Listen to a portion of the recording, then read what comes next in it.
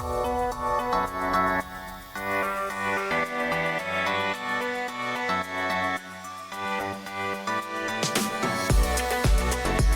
all right, welcome back to another episode of Generation to Generation, Bridging the Gap with Rex. And we are so excited, and we are so cold. We're very cold. It is a very cold day, very cold weekend in Alabama. It is. I checked last night, and it had said that it's colder in Alabama than it is in Juneau, Alaska, Vancouver, Canada, and the southern part of Antarctica. It's like, it was freezing. I woke up this morning, it was like 20 degrees, but it felt like 11 or something. It was wild. Yeah, and that is not only, what'd you say? And it snowed on the beach. Yeah, too. it snowed at the beach. That's bizarre. I have never seen snow Did we get at snow? the beach. No. Did they get 3 inches of snow and like tested and all that stuff? Yes. Insane. Bizarre. But anyway, kind of cool, to be honest about it. I would actually. It's been a weird and busy weekend. It has. Yeah. A lot going on this weekend, and we really want to get to it. We'll go ahead and tell you what the main topic is. Yeah.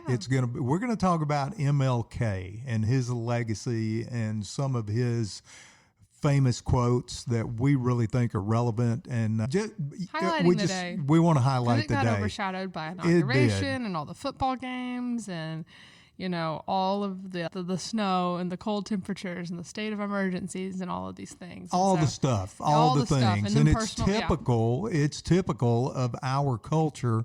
We just run from one thing to the next. We had the divisional round of the NFL playoffs this weekend. That was a lot of fun to watch. Don't want to get into that because, as you know, I could do a complete separate episode on the impact of running quarterbacks and how that has changed the game. Matter of fact, 60 Minutes had a little episode on that Sunday night.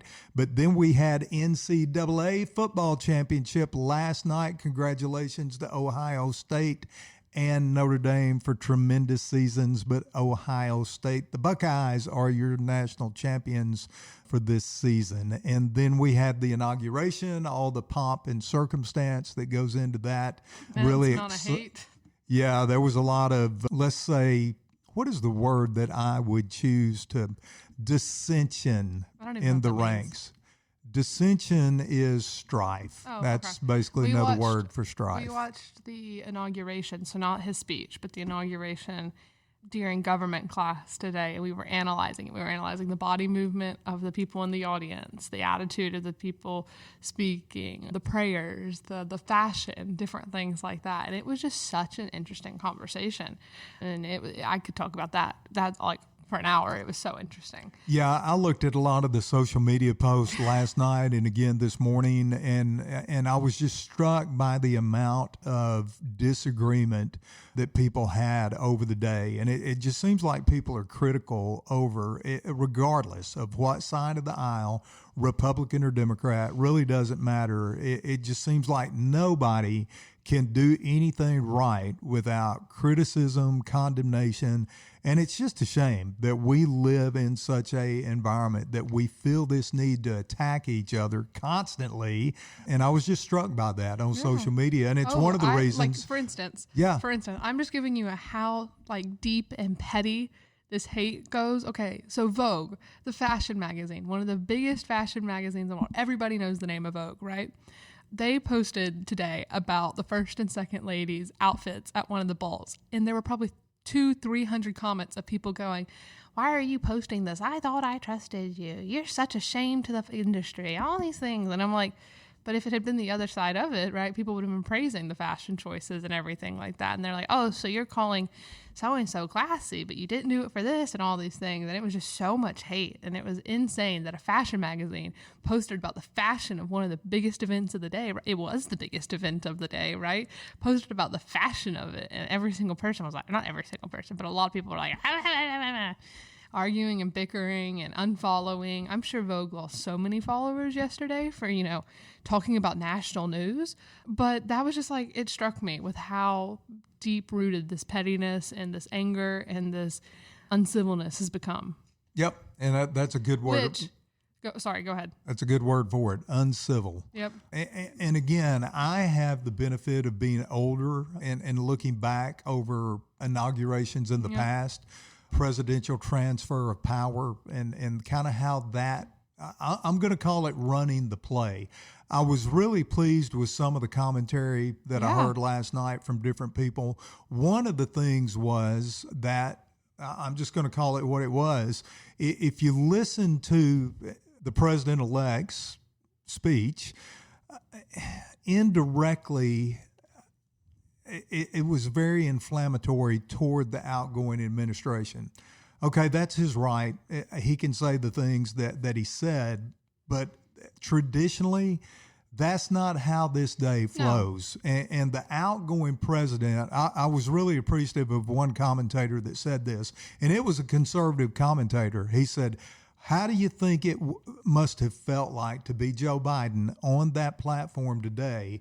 And he said he took it, really the criticism, the condemnation, the insinuations of how bad things have been the last 4 years. The commentator said he took it and he said, I'm paraphrasing, props to him, because that's the way we do it in this country. Yep. You keep your mouth shut, you take your licks. The incoming president can say whatever he wants to because it's his inauguration day. But there's just a way to handle all this stuff in terms of grace, dignity, civility. And it seems like we have forgotten that on both sides. Yep. And so which, I'm gonna leave that right where it is. I think is so important why we're talking about MLK today. Is because you. He was all about, putting down the hatred, forgiving those who have hurt you. If you can't love, you're missing the greatest quality, things like that. And I think that's so important to be talking about. And I honestly think, in the nicest way possible, I think the inauguration being on MLK Day was the biggest disgrace to MLK's name because of how tension-filled it is, and nobody learned from what he was trying to teach us. And it seems like a lot of what the news and the general population, their attitude towards this is so filled with hate and resentment that it goes against everything MLK worked for.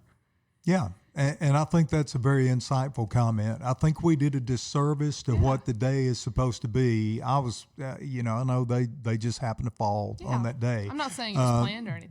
But to handle it the way we did with and again, you and I have talked about this before, we live in a culture that seems to thrive on division, dissension, strife, argument, debate. The more outlandish it is, the more people seem to love it. And it is so far away from anything that MLK stood for. Yep. And so you and I were just thinking about the day and all the stuff. And we said, well, why don't we talk about some of his famous quotes, and let's try to add a little extra context to them. And just what we liked I about ran them, across an article online that had 55 MLK quotes, and so we picked out about a half a dozen or so that we're going to talk about. All, but no, but you want to go first? Give me one of your, or you want me to go first? I'll go first. Okay, give me one of your favorite but ones. They kind of link up. Okay. So my favorite was the first one I wrote down. It was very early on in the list, but it said the ultimate measure of a man is not where he stands in moments of convenience and comfort, but where he stands at times of challenge and controversy. Okay. So about conviction, about your personal convictions, where you stand, it removes the religion aspect of conviction from it. But I really liked what the further quote says was, occasionally in life one develops a deep conviction so precious and meaningful that he will stand on that until the end. And I think that's just so important about not letting the wind blow you whichever direction, because I think that if you don't have a firm foundation in what you believe, even if it's a lot of people disagree with it, if you don't have a firm foundation in what you believe, you're susceptible to corruption and to deceit and to being used by people and manipulation and things. And so when you're firmly set in your ways, when you have core values, whether, one side agrees with them or not, or whether somebody else agrees with them or not, I think it's more important to have these convictions than to not. And I've always said this too about atheism. I've said I would rather you be an atheist than agnostic, because at least you're denying the chance that there's a God. You just don't care about it, right? You're denying that there is a God for you to believe in, rather than just saying, I don't know, I'm not super religious, all of these things. And so I think that it's super important because you've taken the time to evaluate it. You've taken self-reflection. And as I'm studying the Enlightenment, right, in school, which is all about reason of the mind, and I think therefore I am, and all of these things, I think it is so incredibly important to evaluate not only what you believe, like separate what you believe from what you've been taught, what you've been told, do your own research, figure it out. Don't let just people tell you what to think, because if not, you're going to blindly follow people. You're going to worship the person who you listen to. And so if you don't take time to say, like even in the Bible, right?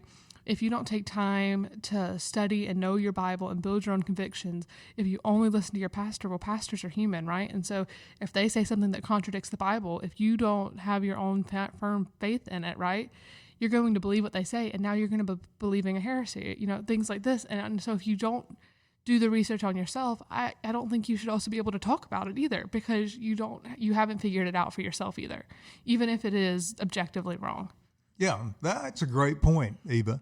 And as I think about that, I'll give you just one example. I'm not going to pick on the politicians. No. I wasn't real pleased with either party yesterday, but I wasn't real pleased with some of the pastors either yesterday. Really? We talked about their prayers we today. did. And if I remember right, there were 2 pastors that participated in the invocation. Actually, I think there were 3. It was and then there Jewish were pastor, 2 a Catholic that pastor, and Billy Graham's son, at least that I know from inauguration. So 3 up front, and then 2 participated in the benediction.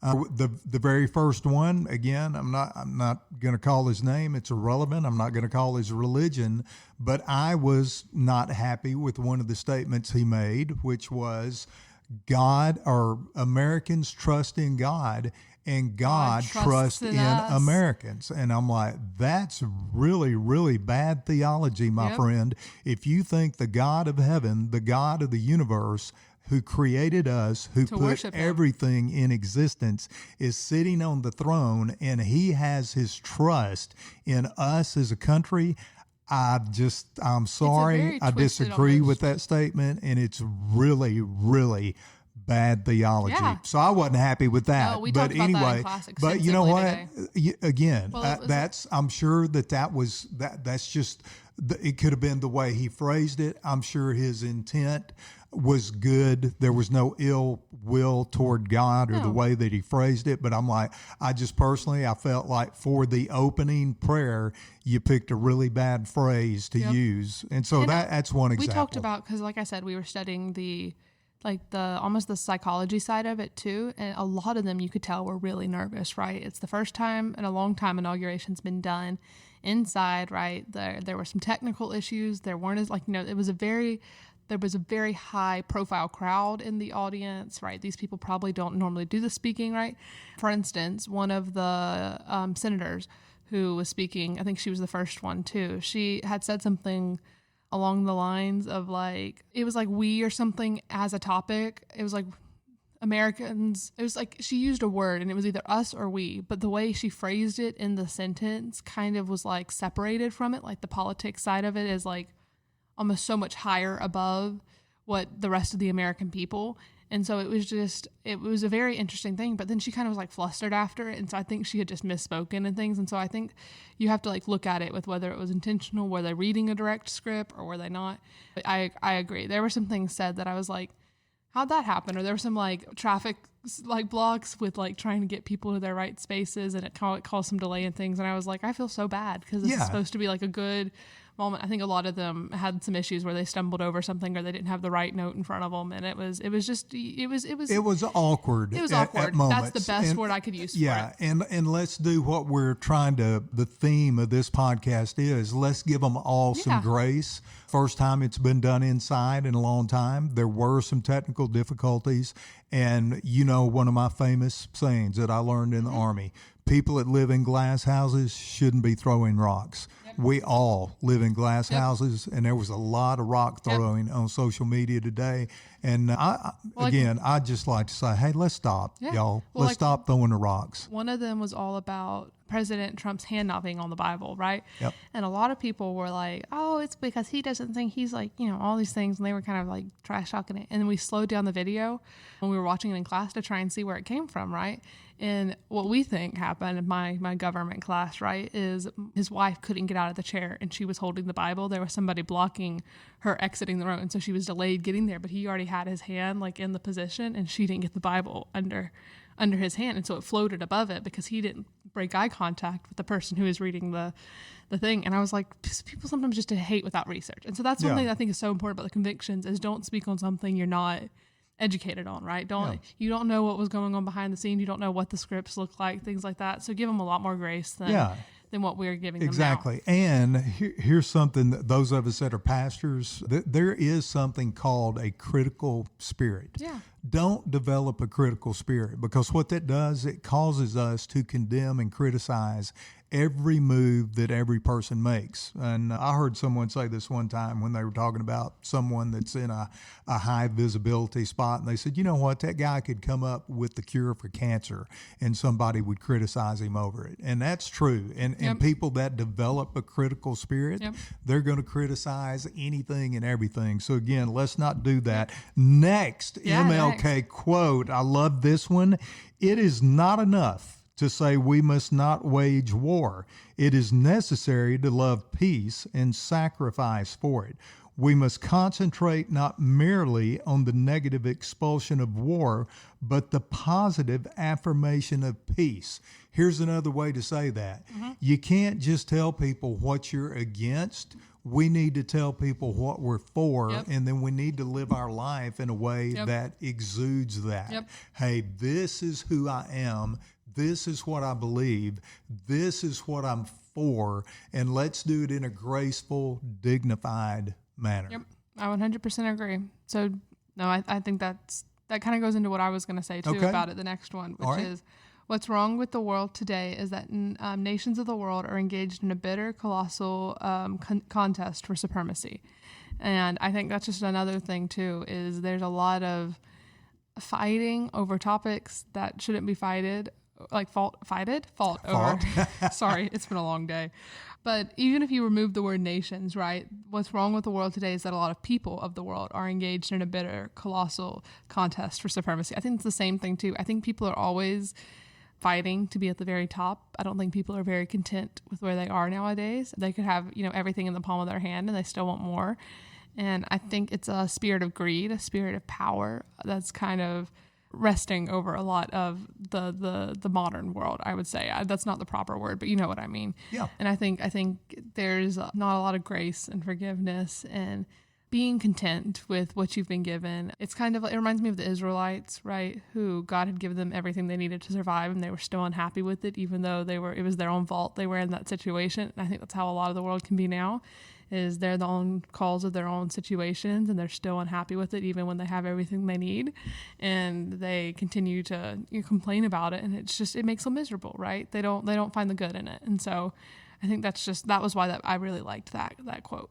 I love it. I think that's great insight. And as you were talking about supremacy, the word that just popped in my mind is dominance. Yeah. When we try to dominate, and I'm not talking about just countries, can be nations. Yeah, this can be people. It can be especially a husband and a wife. When we try to dominate each other, it's just not good. And that happened in the garden in Genesis chapter 2, when Adam and Eve sinned against God and they listened to the invitation of the serpent and they went against God's strict command to them. And God didn't give them a lot of rules. He just gave them one rule. But when they went against that and sin entered into the world, if you read that narrative, what spins out of that is Adam and Eve start trying to dominate each other. And they were meant to complement each other. And we have been trying to dominate each other, husband and wife, male and female, friend and friend, nation and nation, for thousands of years because of what happened there in the garden. It is a consequence of sin. So, and you and I were talking about it last night. If you really look at the origins of racism, it comes out of Charles Darwin's writing. When he wrote the origins, or what is it? The Origin of the Species, Origin which of I'm the reading Species. in school right now. So. Yes, you mentioned that at the dinner table, and I said, you do know that that's really where increased racism came when we from. stop seeing people as equal humans. Exactly, because because when you write something like he wrote, there is what his premise is survival of the fittest. Yep. Well, when people read that, they said, well, if it's survival of the fittest, I have money, I that have must the mean that privilege. Yep. people have different colors of skin, and yellow must be stronger than white, or white must be stronger than black, black must be stronger than whatever. People began to look for reasons that they were the dominant race, and as you and I both know, there is no multi-race. There's no black race, there's no white race, there's no yellow race, No. there's the human race. We all come from brothers different and nations, sisters. but it doesn't mean we aren't all humans. We're the same scientifically, the same species. There is not a lot of genetic difference between the core facts of who we are. And so If you look scientifically, there's 0.02, not 2, 0.02% difference genetically between any human being. We are one race. Yep. And anyway, that writing kind of set us Yep. on this thing to try to dominate each And other. I said, and I want to highlight on that too, Okay. which I think how much, so think about that. What's being taught in schools? It's the evolution theory, okay? Well, when did the origin of species come out? Right in the heart of the Enlightenment movement and the Romanticism movement, okay? So the Enlightenment movement was all about using reason to prove what you don't understand. So there was the big thinkers like Descartes and Pascal, which are some of my favorite things, or favorite like works I've ever read, but they were all about trying to prove the existence of God using reason, okay? Then Kant came along and talked about, how we see the world and the fundamental principles of it, right? So he changed, thousands of years of fundamental principles with that one work, okay? So if Darwin wrote anything, it would have to be different, or it would just be lost in a sea of endless works, okay? So this book that he wrote, I find, is the biggest act of a rebellion against the concept of a God, because it completely denies the existence of it, which the whole Romanticism movement was doing. And then the Romanticism movement or Enlightenment movement, and then the Romanticism movement came along, and it was all about rebellion and stripping down the people who claimed to be God ordained into their position in the in the French Revolution and the Right. English Revolution. And so I find that, yes, it is a scientific work, but I think it is the biggest act of rebellion that has separated. I think that was also the true divide of the secular and the Christian world, because before that, everything was run under the Christian faith in the Western culture. And after that came out and it started making waves, not only in science, but in the classroom and in the mindsets, that's really when the secular world started separating from God. And I think that's just such a fascinating point. It is, and I want to remind the audience that you just listened to an 18-year-old high school senior break it down. I love it, Eva. And that takes me to my next MLK quote. We must develop and maintain the capacity to forgive. He who is devoid of the power to forgive is devoid of the power to love. There is some good in the worst of us and some evil in the best of us. When we discover this, we are less prone to hate our enemies. Yes, I 100% agree. I've been a massive, all of my friends, they're like mad at someone. I'm always like, just forgive them. Like, you still don't have to like interact with them, but it's going to burden you more than it's going to burden them if you don't forgive them, because you're going to be carrying that weight. Forgiveness is not just just something you say to move on, right? It's a release of that burden you're both carrying. And I'm like, why are you holding on to this that somebody did to you 3 or 4 years ago? You'd feel so much better if you just move on. You still don't have to be happy with the situation, but if you forgive what they've done, it's healing. And I'm like, if we stop doing that, and I think that's another reason of so much bitterness and discourse, is people can't forgive anymore. They're not taught how. They don't see it modeled. They don't see the importance in it, which I think is also a cause of the stray from the Christian faith in the world. And I think it's affecting more than people realize their reluctance to forgive. And so if I would want to challenge anybody to do anything, it's reach out to someone this week, right? That you haven't talked to. It could be in a month. It could be in a year. I reached out to somebody last year that I hadn't talked to in 4 years and asked for forgiveness from them for something I did, because I didn't want to carry that burden around anymore. So reach out to somebody and ask for their forgiveness, or just like, because it's so freeing, and you find so much more love in it. Even if you don't appreciate the situation, there's just so much more love and comfort and peace in it. Let me remind the audience again, that is an 18-year-old high school Eva, that's so awesome. And you know what I'm going to say, as you're speaking, it reminds me of one of my favorite verses, Colossians 3:12 says, forgive as the Lord forgave you.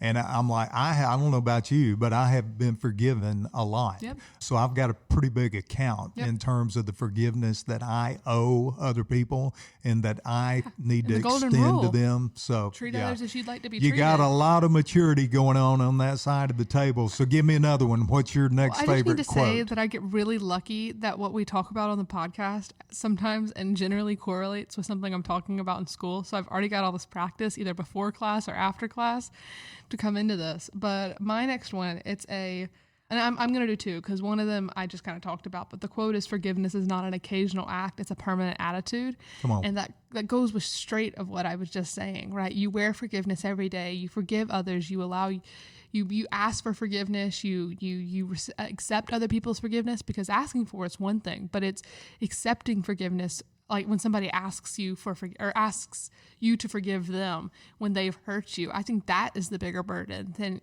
when you've hurt someone, is because you're the one who's been affected by it most, right? You have the cause or the effect of it. And so having that attitude in it, I think forgiveness is one of the greatest qualities we can put on every day, right? We talk about the armor of God, right? But I think you also should carry the mindset of forgiveness. And I find one of my favorite things I say is, it really going to bother me in 10 minutes, right? We've talked about this before.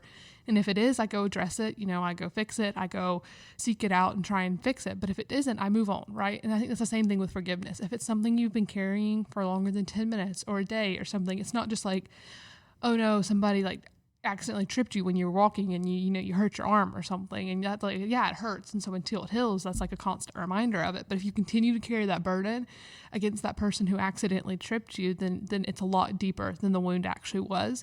And so if you carry on that mindset every single day, right, the physical and the mental wounds heal a lot faster. I love it. And counselors call that decisional forgiveness. Mm-hmm. Hey, there's a part of forgiveness that God handles, but there's a part of it that you handle, which is exactly what you just described. And so every day we have to decide. Yep. It may not feel good. We may not want to do it, but we have this component called decisional forgiveness that we just decide in advance. You know what?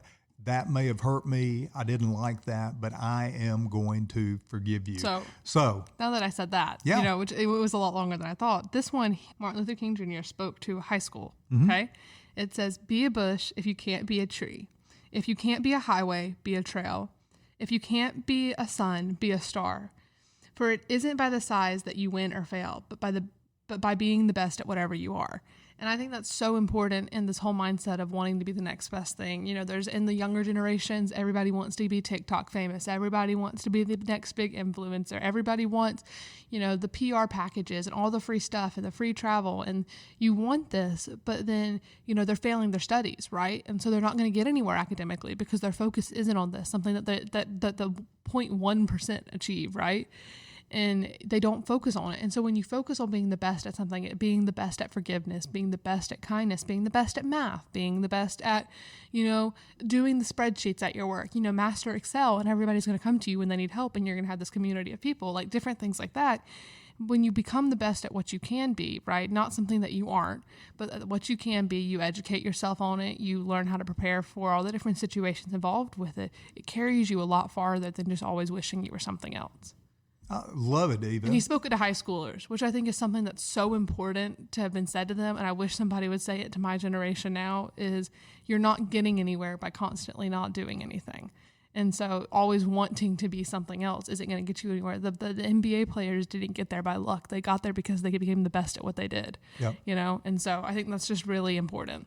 Yeah, and I think it's important to realize there's a lot of different visuals that you can give to demonstrate this. Yeah. But one of my favorite ones, I've heard several messages on it, is the pizza box. Yep. If somebody shows up delivering a pizza to your home and they're just holding it in their hands, you really want the pizza. You want all those ingredients. Yep. You and I, we're meat lover pizza fans.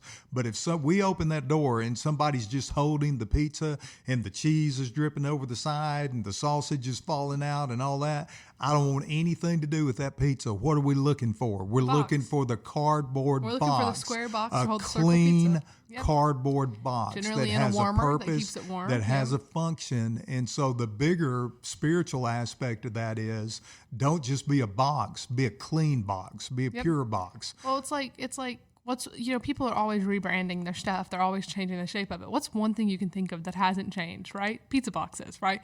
They've remained relatively the same shape, the same size for how many years has pizza delivery been a thing, because they're the best at what they do. And it just hit me. We are in the middle of a 21-day prayer and fasting period with our church, and I got visions of Meat Lovers Pizza, and I'm like, stop.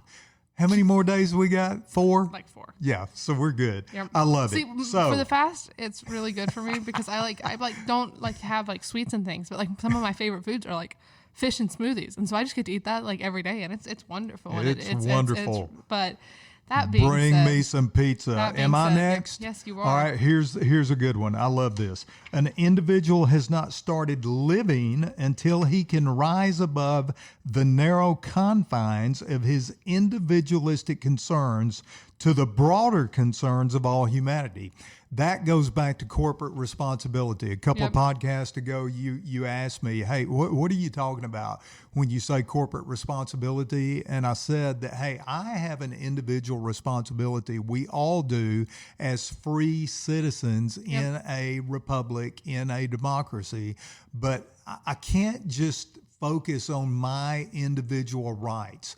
We all have a corporate responsibility to do what's right in the best interest of our family, of our communities, of our church, our businesses, our schools. There is such a thing as corporate responsibility, and I have to put my individual concerns to the side. And the truth is, that's really the essence of the gospel of Jesus Christ. And that's the essence of a lot of things that Martin Luther King was trying to tell us in a lot of his comments on love and peaceful demonstration, not violence and not anger and not hatred. 100%. It was James Madison who said, if men were angels, we would need no government.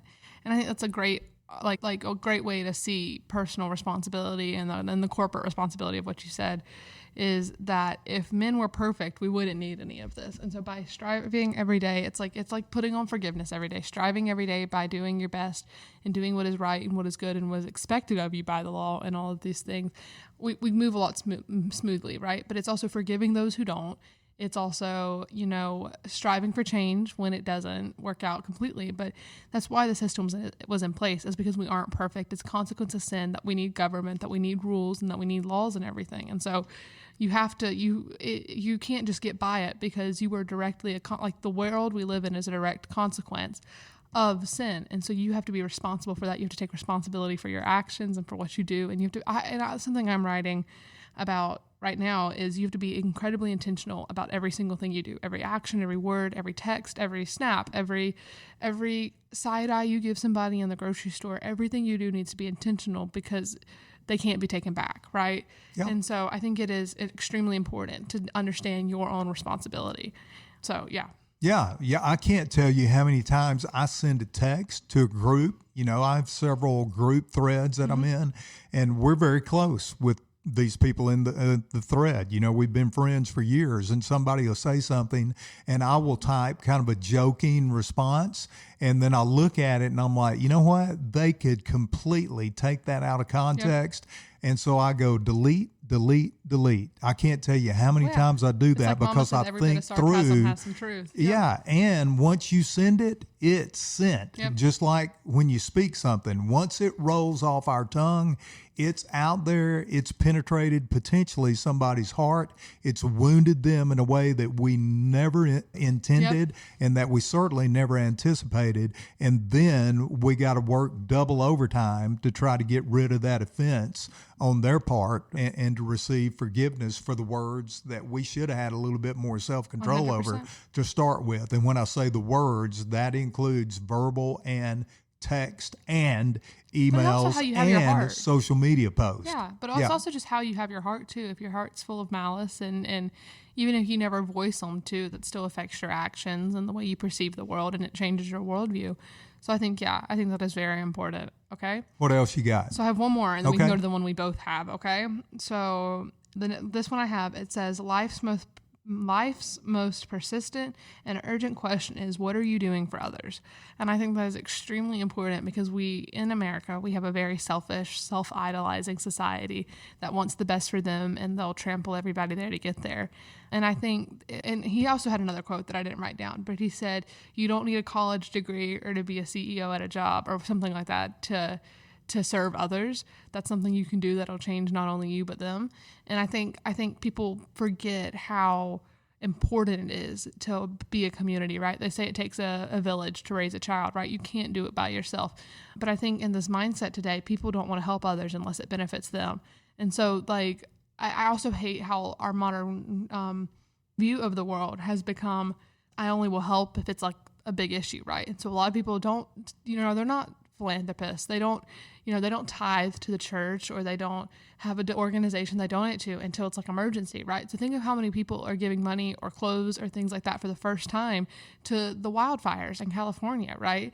And it's just being intentional. This is maybe the first time in, 5-10 years they've done something for others. And I think that, again, all about being intentional. It's just, the world's not about you. The world doesn't revolve around you, right? A lot how the old philosophers thought the universe revolved around the earth. I think that is one of the greatest things God could have done, was revolve the earth around the sun, something we won't ever be able to explore, things like that. I think it's so symbolic of how the fact that the world doesn't revolve around mankind, it revolves around God, it revolves around the things we don't understand, we don't understand the true power of, but we can benefit from it. And so I think that having that mindset too of just, it's not about me, it's like that little commercial that's been going on right now of that little boy who says that I have to sit there and remind myself. I don't know if y'all have seen it. It comes on every single football game, but it's this little boy talking to a reporter, and he goes, when I see this destruction or whatever, he was like, I just have to remind myself, it's not about me. I can't make it about me or something. I think that's just such an important lesson that not everybody is, keeping with them from childhood. Is one of the first lessons we're taught is sharing, is caring. And I think as we get older, we become increasingly more selfish and prideful. And I think it's destroying us more than it's helping. Oh my gosh, Eva. Spoiler alert. It is not about me. Yep. Wow. Thank you. Hey, there's a lot of adults that haven't learned that yet. And if we're not careful, all of us can slip back into that. It's easy, but it's another consequence of sin, right? So if you're not a Christian, right, the Christian belief is that God created us to worship something, right? Generally, it's to worship Him, obviously. But if you don't worship Him, you're going to worship something else. You're going to worship a person. You're going to worship money. You're going to worship food. You're going to worship clothes. And so when you replace, even in like Christians do it, right? It's make God your number one, is because when you start putting something else in importance, right, that becomes the most important thing. That becomes what you live for. And so when you are the most important thing in your world, then it destroys you more than it helps, right? Because you're going to lead to your own destruction.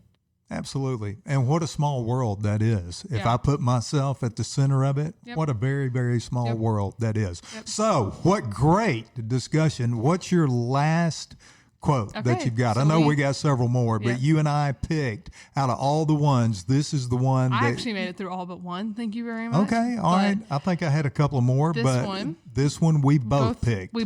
So fun fact, we did not pick a single one that were similar, except this one, which says, I'm convinced that men hate each other because they fear each other. Because they fear each other, I'm convinced that men hate each other because they fear each other. And because they fear each other, they don't know each other.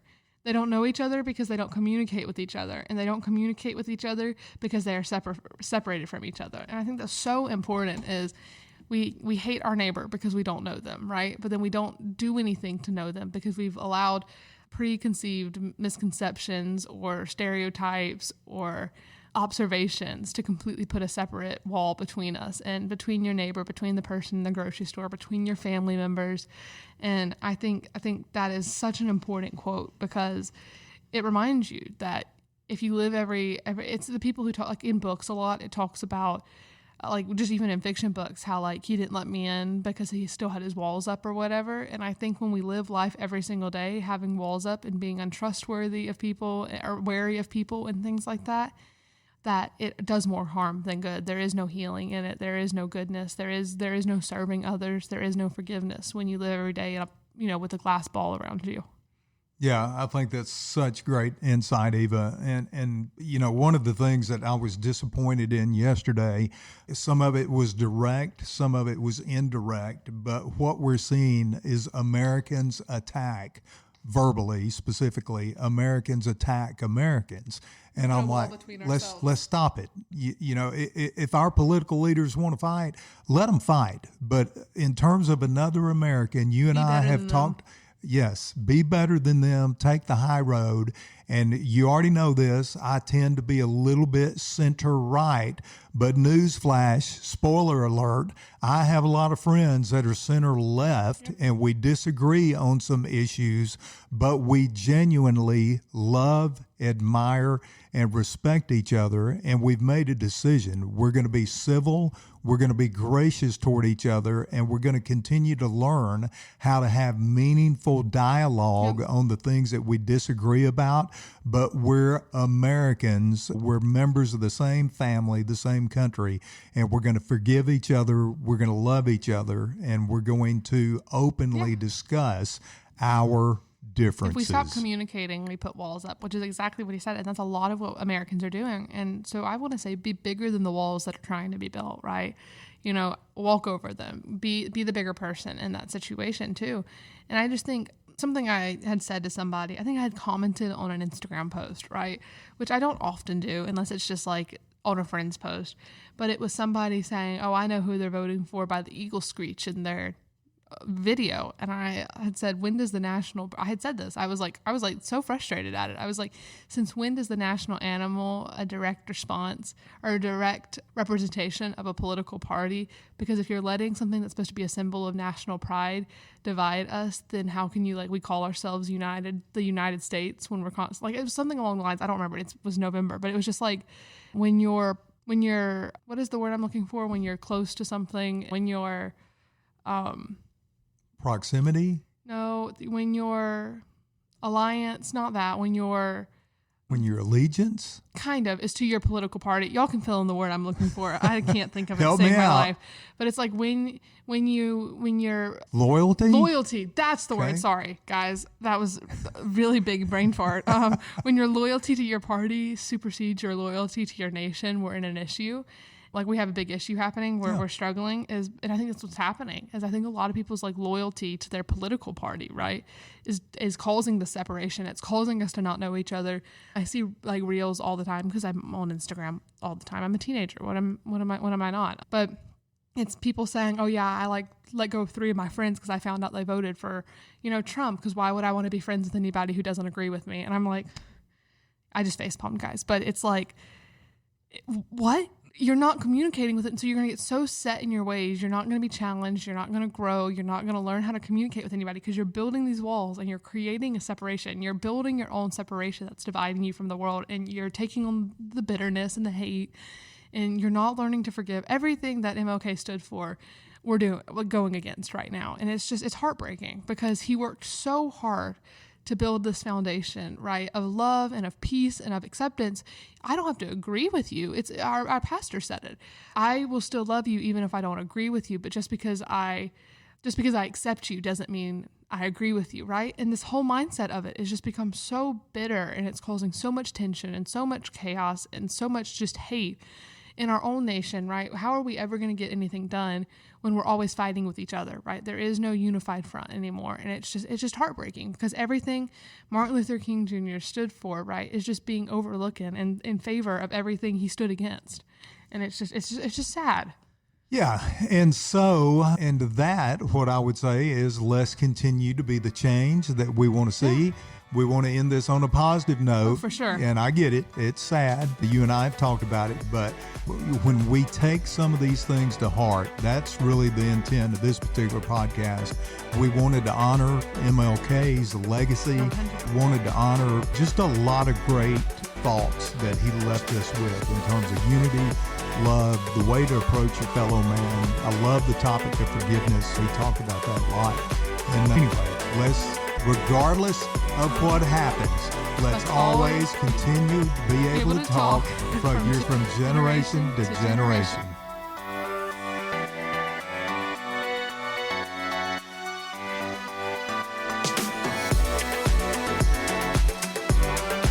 Hey, if you enjoyed our episode, make sure to follow our review because it helps people who don't know about us hear our message.